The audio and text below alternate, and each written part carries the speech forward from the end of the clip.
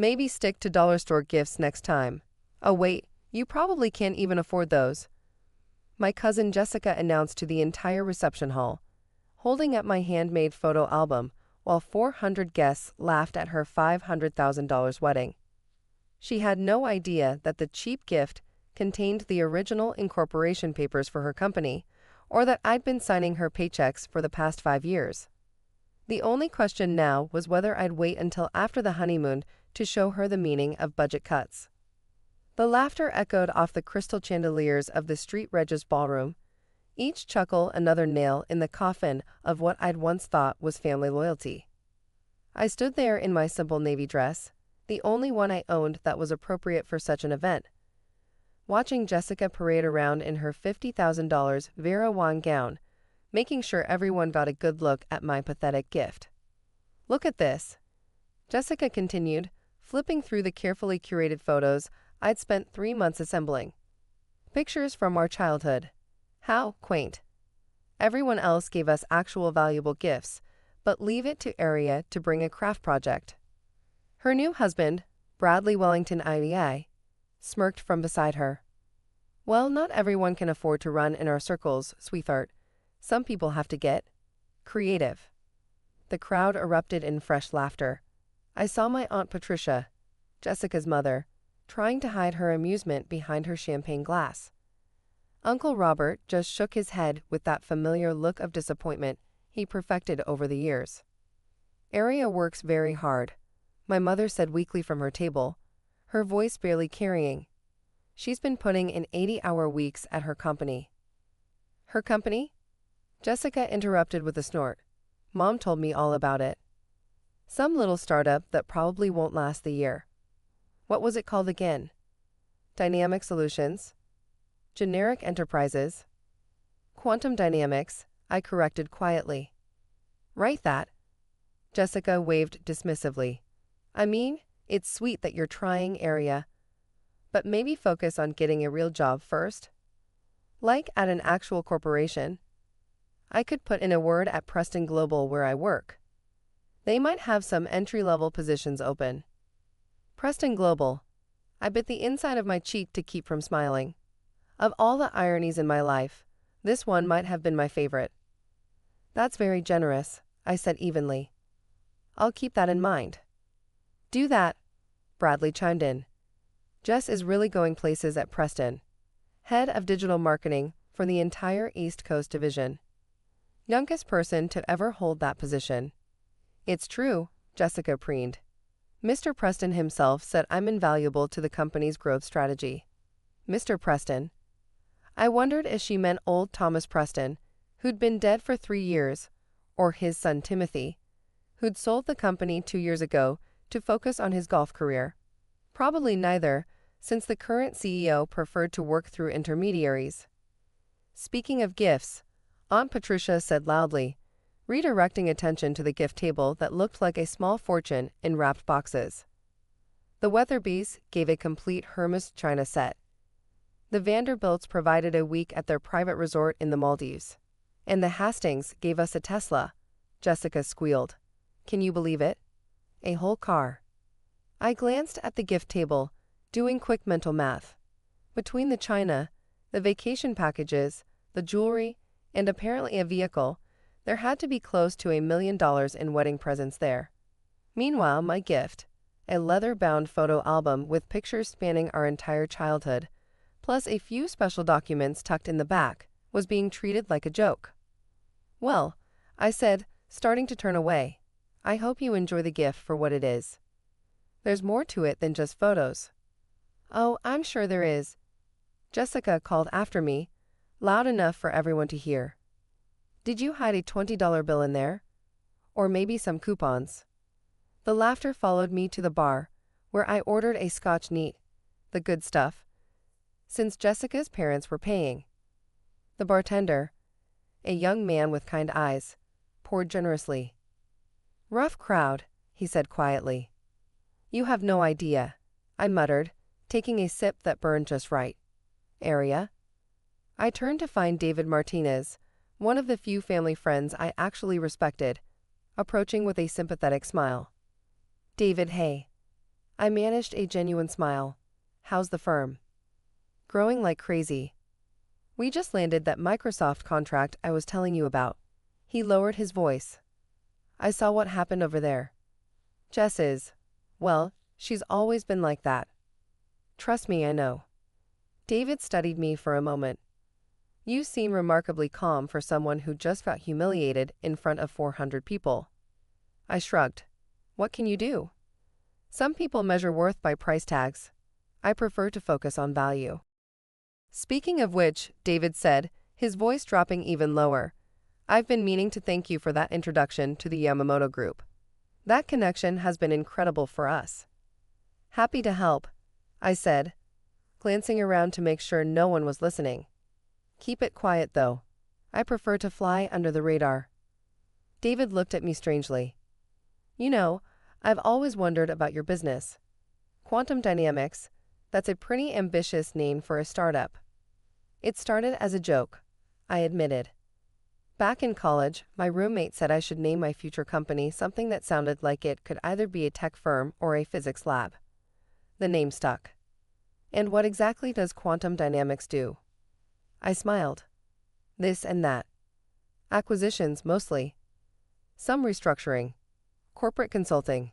Boring stuff. David was about to respond when the DJ's voice boomed across the reception hall. Ladies and gentlemen, the bride would like to say a few words.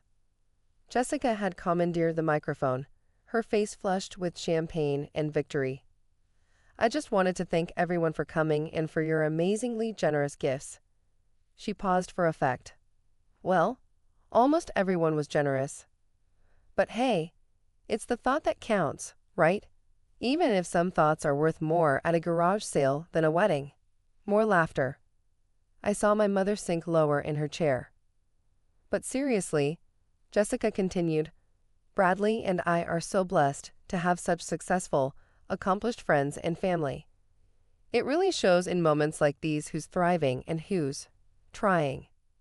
That's enough, I said quietly, though no one could hear me over the applause. Jessica wasn't done. I mean, when I think about where I am, executive position at a Fortune 500 company, married to the love of my life, surrounded by luxury.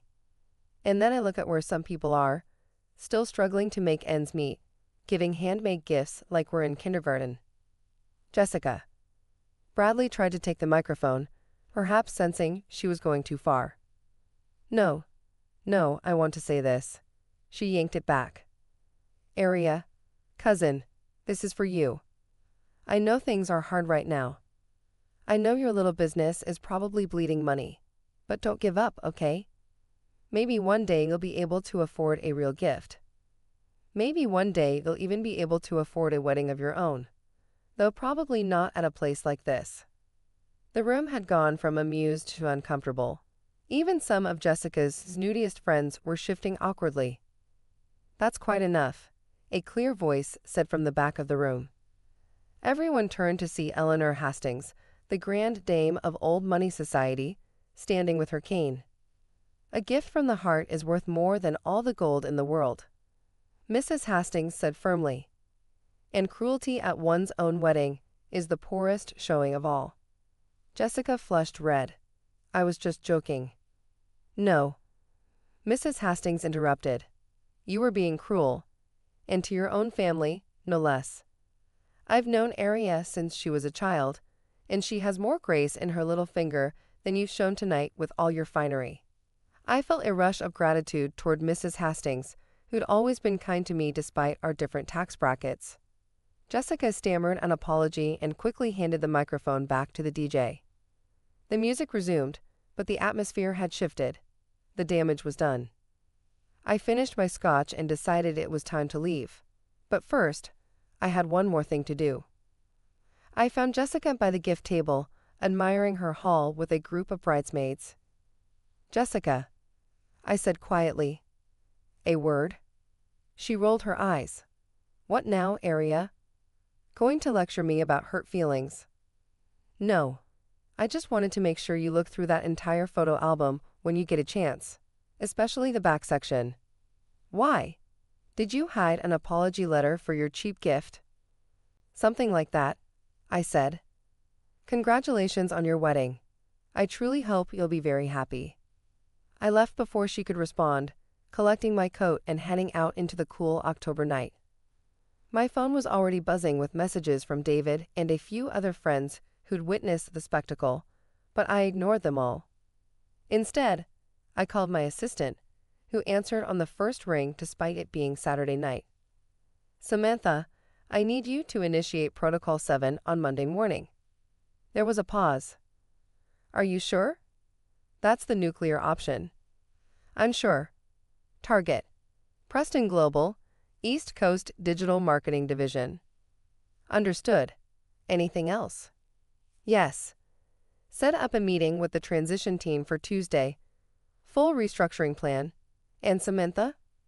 Make sure all subsidiary communications go through legal first. I want every email, every memo, every sticky note to be perfect. Consider it done. I hung up and walked to my car, a modest Honda Civic that had prompted more than a few jokes from Jessica over the years. What she didn't know was that I owned 12 more cars, including a Lamborghini and a vintage Rolls-Royce. I just preferred the Honda. It was reliable, efficient, and didn't scream, "Look at me." The drive home gave me time to reflect on the evening. Part of me felt guilty about what was coming. Jessica was family, after all. But another part, the part that had spent years being mocked, dismissed, and belittled, felt nothing but cold satisfaction.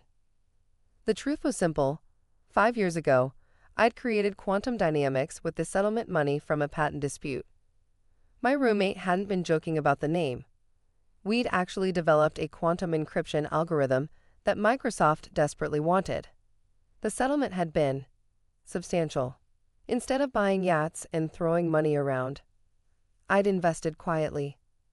Started acquiring struggling companies, restructuring them, making them profitable.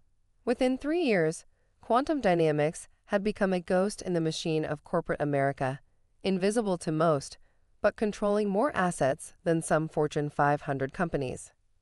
Preston Global had been my crown jewel acquisition. The company had been hemorrhaging money when Timothy Preston came to me, desperate for a buyer who would keep his father's legacy alive. I'd paid cash, kept the Preston name, and turned it around within 18 months. And Jessica? She'd been hired right around the time of the acquisition. She'd never met the new CEO because I worked exclusively through intermediaries. She'd never connected the dots between her struggling cousin and her corporate overlord. She'd been too busy looking down on me to look up the corporate structure. Monday morning came faster than expected.